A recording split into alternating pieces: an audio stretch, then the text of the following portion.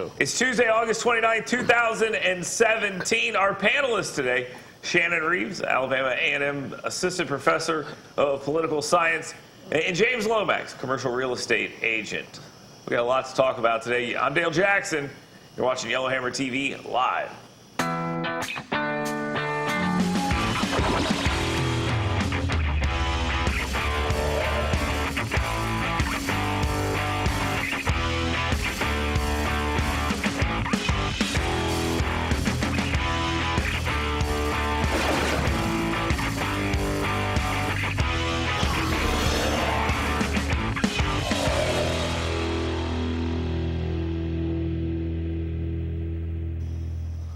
Welcome back to Yellowhammer TV Live. Lots to discuss today. We'll talk about politicizing America's tragedy. Sheriff Joe will come up.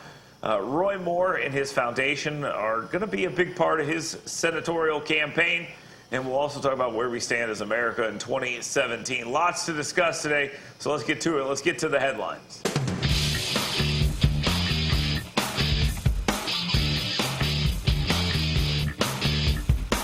Let's kick off the program by talking about America in 2017. Which group of people better exemplify America? The people we're seeing all over the country tearing down statues, screaming at each other, beating each other up. You could call them Antifa. We can call them white supremacists, those guys. Or are we better represented by what we're seeing in Texas right now, where people are coming together to help each other? We can look at Anheuser-Busch. They stopped bottling beer and started canning water in order to send to these folks. Let's talk about it here for a second. James, we hear a lot of controversy and conflict leads the news. But you also have the American spirit side of this story where we help each other regardless. I saw there was a picture of a Confederate flag emblazoned airboat picking up African Americans off rooftops. And, there was no, hey, get that flag away from us. So which better represents where we stand as America? I'm not asking which one is better, because we know which one is better. Which one better encapsulates where we are today? Well, I think disaster has a way of bringing people together, and that's been very apparent in this one. The people of Texas obviously have done a good job of pulling together and doing the right things in this case in a lot of ways. I mean, I think the loss of life has been very much so minimized by the American spirit that you just referenced, by people helping each other, by first responders that have done an excellent job. We could get into the politics of all this, which I think we probably will a little bit later. That's been a little bit disturbing, but otherwise, I think the American people have done a good job in responding to this hurricane. Let me tell you why you're completely wrong. I'll tell you, I think that we sit here today and look at Texas and see as what we want to be. I think what we actually are is Berkeley and Charlottesville and things like that. And I'm not saying that in a good way. It's pretty depressing to see. But anyone who pays attention to politics in any way, it is a conflict. It is a fight. You're a doctor, or excuse me, you're an assistant professor of political science, Shannon. This conflict is the real America, I think. At least it appears to me. Maybe I'm too much in a political bubble. No, the reality is you can't have one without the other. Democracy is a dirty business. Freedom is something where when people are allowed to be who they are at a certain time and at that moment, and people change and get older, and younger people morph and take on other join organizations, become involved. This is what America is. You got people who just come from all different spectrums, and in this country, it's legal to hate, right? And it's legal to be nice and to sacrifice for others. And we're a country that continues to, because of our freedoms, we have to be able to be tolerant of all people, even though they don't think like us or behave like us. But this is one country, and this is kind of the way it is. We'll get into the politics of all this in a second, but there was a couple of things that happened when the storm started. You saw the stuff about praying for Texas and all this other stuff. And then on your Facebook feed, those same people saying pray for Texas would be posting pictures of the Antifa folks beating people up and people decrying that, and others saying that the white supremacists or whoever, the free speech folks, are getting what they deserve. Are you seeing this from people who want to live in both Americas but clearly live in one of them? Well, I mean, I do agree with Shannon a lot, but you got to take both Americas. I mean, people are not just one way all the time. I think that there's two really bad things about American politics that's pretty divisive, and that's MSNBC, and then it's conservative talk. So I'm not placing blame on you, but I think that a lot of people on each different far spectrum can create a lot of diversity that's not good. A lot of discord in this country, and I think that's becoming obvious in the way people respond. Well, excuse me for my role in all of this, Shannon. Well, but yes, and you play a role in all this, right? Too, right? Well, because here's what happens, though. Not only that, but we self-segregate. Right? We choose where we want to live. We live around people that we look like, people who we like, who we think like. So, but that's what freedom is, right? It's all about, in this country, this is just, we like to sanitize America to make it something that it's not. This is not heaven, right? This is the United States of America. We're to the point where now we're beating people up we disagree with. I mean, granted, they're the fringes, as James would say. That's usually who we beat up. Right, okay. All right, fair. Well, most violence is actually done on people you know. Right. I mean, but this is going out and trying to fight your political enemies, which is something that's not 100% new in America, but it's sort of the wink and a nod that it's happening is new. But all I would say is, while we push towards having a more harmonious society, it's not the end of the country when we go through periods of strife and disagreement. Okay. It actually tends to make us better, and generations change. All right, I would agree with that. We'll see if we can make it through 2017, though. Like you said, it has been rough. Okay, fair enough. All right, let's move on. Sheriff Joe pardoned over the weekend. Donald Trump yesterday said that he did it during the hurricane intentionally because he assumed the ratings would be higher. I think that's a little taken out of context, but he did say those words, so he's getting a little heat for that. This pardon of Sheriff Joe, I don't know why it's so controversial. People have laid out all the laws he broke, which are obvious because he needed a pardon. So I don't find that to be really all that controversial. And others are saying, well, you have to divorce it from what his predecessors did, but I don't think you actually do. If you look at what Barack Obama did during his pardons and commutations, a terrorist, a Puerto Rican terrorist, a guy who committed treason, and drug dealers and felons galore, including one that went out and killed his entire girlfriend's family recently. So in the grand scheme of things, an 85-year-old being pardoned who's a 6-term sheriff who was found guilty of contempt of court doesn't really seem all that controversial. Why the laser focus on this particular item when it's the odd part of it is it happens in the middle of a term. It's not the last day or towards the end. Why the laser focus? Why is this so controversial, Shannon? Because it ties together with the narrative that the president is racially insensitive. I'm from the West. I've been in Arizona, and I've actually seen the work that Sheriff Joe actually does. It's very controversial. However, you see how many times he was elected. That's what people there wanted, right? I mean, certain things that he did was just, cutting the cost, instead of building prisons, having tent prisons, right? But if you are Hispanic and you are legal, it means something different to you there.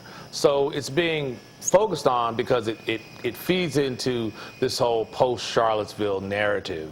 And, of course, the president flew into Phoenix. He knew exactly what he was doing when he had the rally last week. He said, I'm going to pardon him, but I'm not going to do it today. I mean, that's essentially what he said. He knew exactly right. He knew exactly what he was doing. Yeah. But that's why it's controversial. Remember I told you we self-segregate, right? So the downside of the freedom to live around people who think like you and look like you is you have absolutely no idea the perspective of other people that don't look like you and think like you. And if you talk together more, we might understand each other more. James, the controversy seems out of sorts. I mean, I'll just be completely honest with you. You talked about the conservative talk radio world.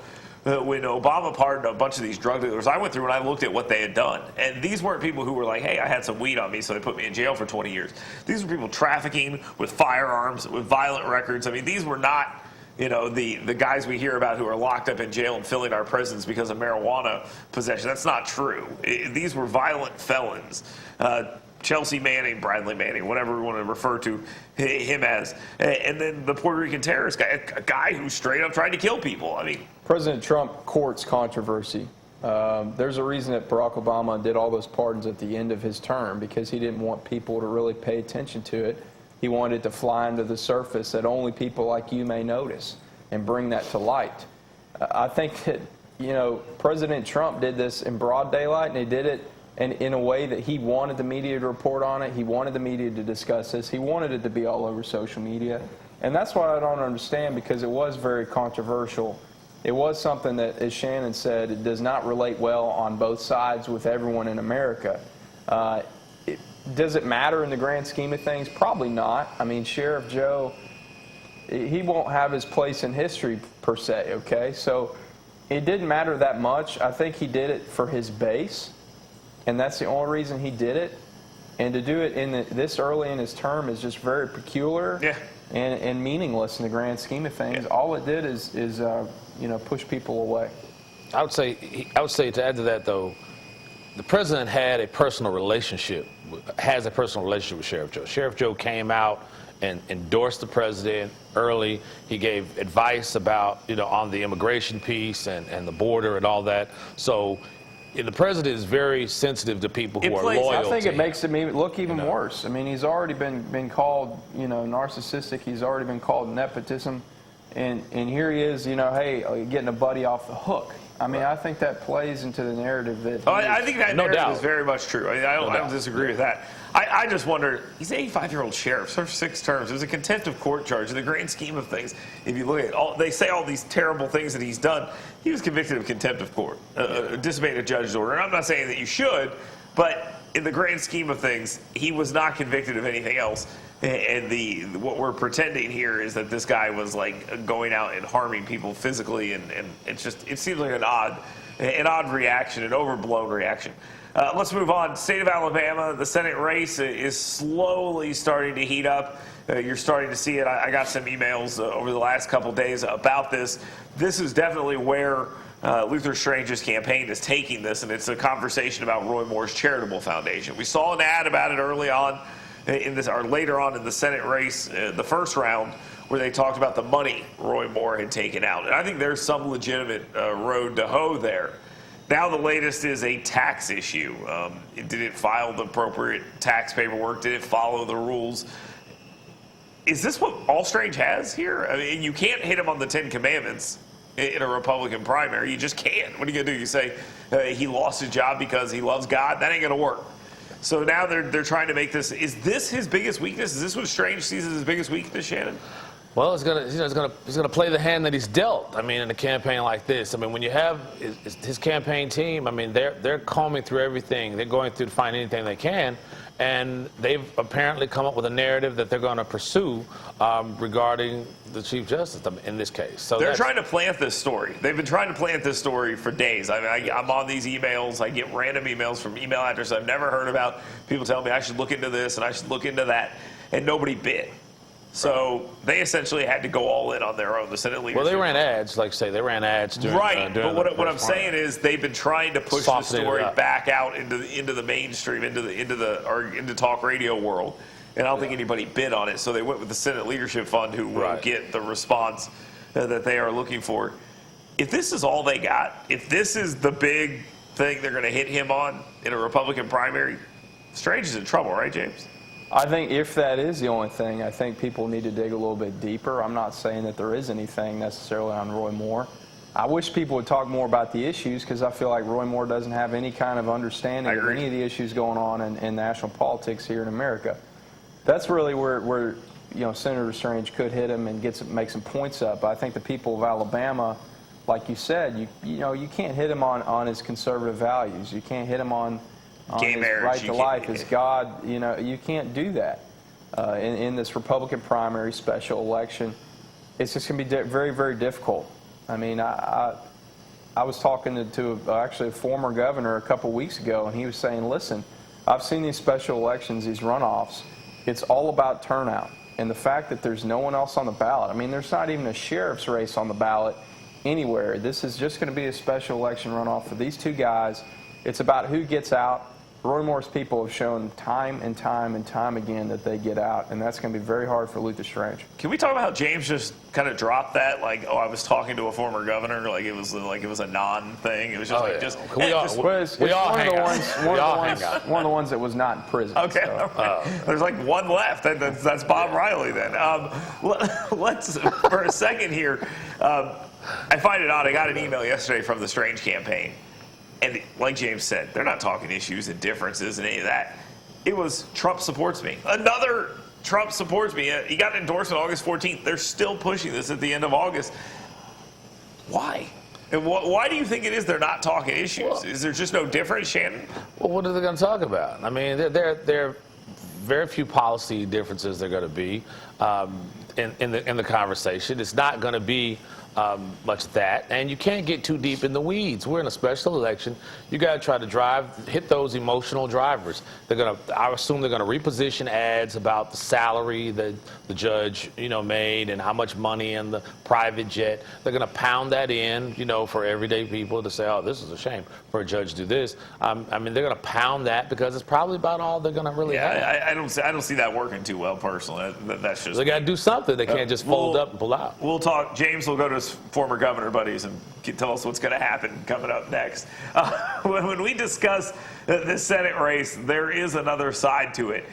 There was a law that was kind of ambiguous when this race started, and it allowed the governor to appoint someone, and then it allowed him to set the special election. There was no real explanation as to what that meant. So Bentley set it for the 2018 cycle. When he was impeached, people said, hey, you got to let Strange be challenged early on. This is kind of hinky. We need to make something happen here. So they did.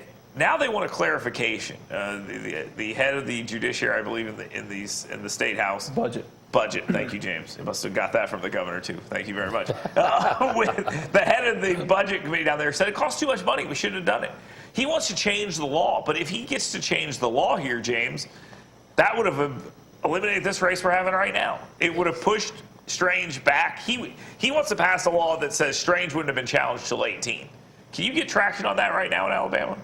I don't think so, just because of how passionate people are and the fact that it came from such an embattled governor as Robert Bentley.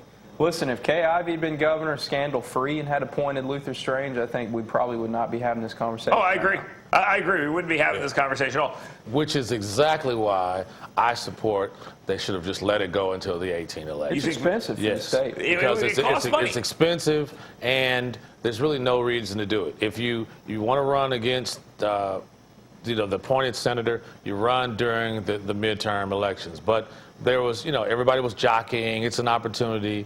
And, of course, the governor did what she did. There was pressure to do it. But, however, look at the turnout. Look at the interest. The turnout dictates what the interest is. 10% of the Republican Party will decide who the senator is. Exactly. I mean, they could have waited until 18, saved the money, because we can use it up here for roads. Am I right?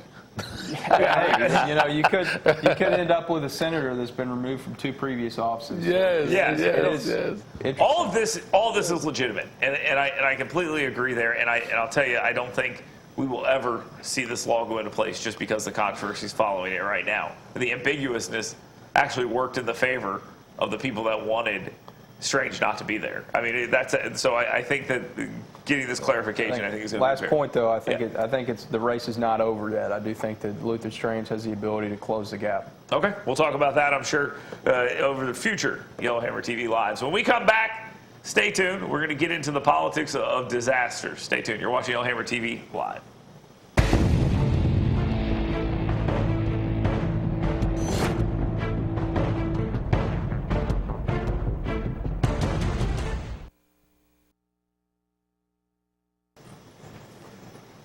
Welcome back to Yellowhammer TV Live. Let's continue our conversation about what's happening in Texas, but I want to discuss it from a different angle. The politics of disaster. Now, excuse my age, I remember Hurricane Katrina and how that was politicized almost immediately out the gate. I think we saw a little bit of that here where they tried to say, there's no FEMA director, which ends up not being true. There is a FEMA director. He doesn't know what he's doing, etc. But if you listen to the governor of Texas and the other individuals, they're saying they're getting everything they need from the federal government at this point. But we take politics in disasters and we try to turn it into making the current president aloof or just evil. And we saw some complaints that George W. Bush didn't roll in to Katrina soon enough, and all he did was fly over and look at the disaster area. It's a famous photo of him doing just that. I was watching people complaining that Trump hasn't flown over, and I remember that. Now Trump's going there today, and he's going to visit. Shannon, why, when we should be coming together and trying to figure out a way that we can best help, and why instead do we go the other way and say, how can I use this to destroy my enemies? I mean, because politics is a 24/7 sport. I mean, now with social media and what we have now, you never let your enemy off the hook. You never relent. You always are finding an angle or a way, and it could tip the scale of power.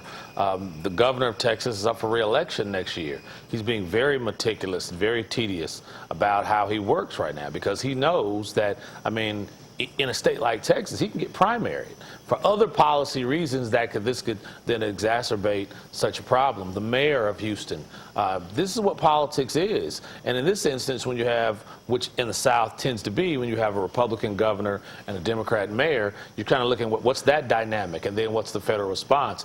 And I think you can clearly understand when the governor of Texas is saying that FEMA and the federal response is unprecedented, everything is wonderful, we're working hand in hand together. He's making a very serious point of saying that the president and the federal government is doing a great job. He's every time he goes on, he continues to say that. Well, the part that I find odd is when all this started, it was, this is Trump's moment to be presidential. He's going to try to be presidential here. He's going to try to use this as a moment to build his brand and all that up. And that may very well be true, but it's also called doing your job. And if you do your job well, some commentators have basically acknowledged that at this point Trump has done everything he's supposed to do. I mean, but yes, still the likelihood that this will be politicized is still there. Yeah, I mean, I too remember Hurricane Katrina. Ninth grade was a really good year for me. But listen, I mean, what is Donald Trump supposed to do? When he lands, is he supposed to be out there fixing picking up sticks and stuff? I mean, what do they expect out of the president at this point? He's committed all the resources. He's confirmed that he's behind these people and helping them out.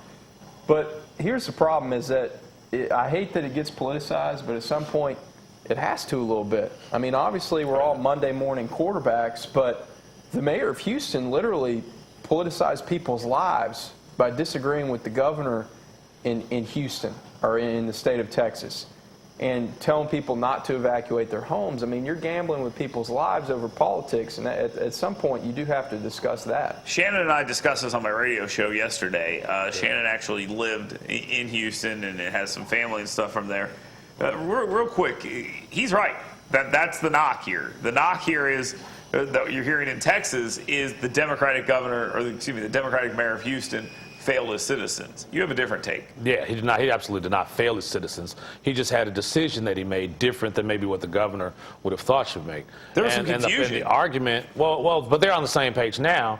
You got to remember, after Hurricane Katrina was Hurricane Rita, and over 100 people died trying to evacuate, right? I mean, a bus, caught on fire and people died on the bus. I mean, people died because they got trapped and they couldn't get out. So again, the state of Alabama has between 4 and 5 million people in the entire state.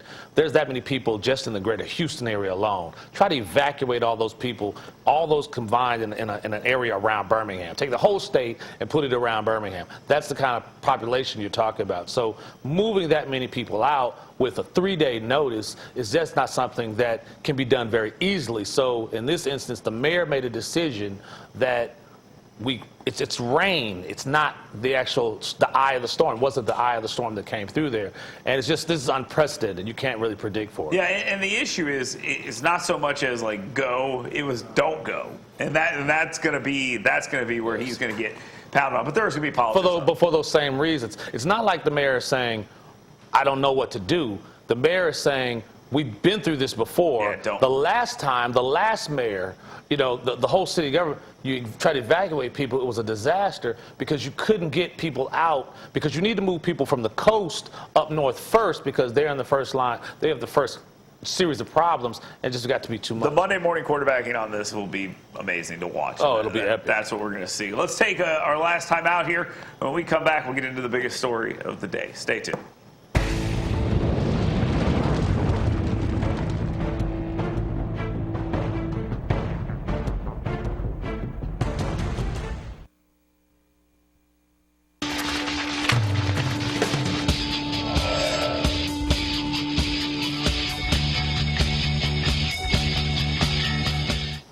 Welcome back to Yellowhammer TV Live. Let's get to today's biggest story. Shannon, what's the most important thing to you today?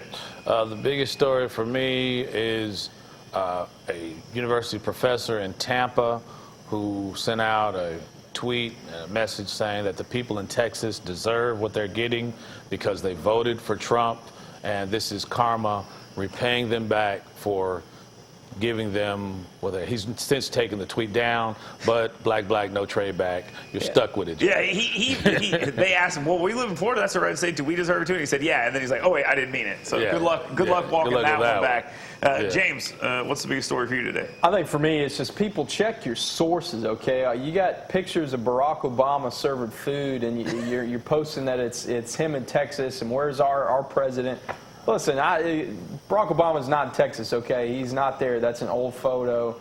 Check your sources. By the way, the people in those photos are wearing coats. It's like the winter time. It's like, how do we fall for this? We had a shark on the freeway in one picture. I mean, the biggest story for me today is Anheuser-Busch. They have decided that in some of their plants they're going to stop canning beer, and instead they're going to can water for these survivors. A really great thing that they're doing for everyone, although I don't think many people will be able to notice the difference. We'll be back tomorrow. Thanks for watching Yellowhammer TV Live.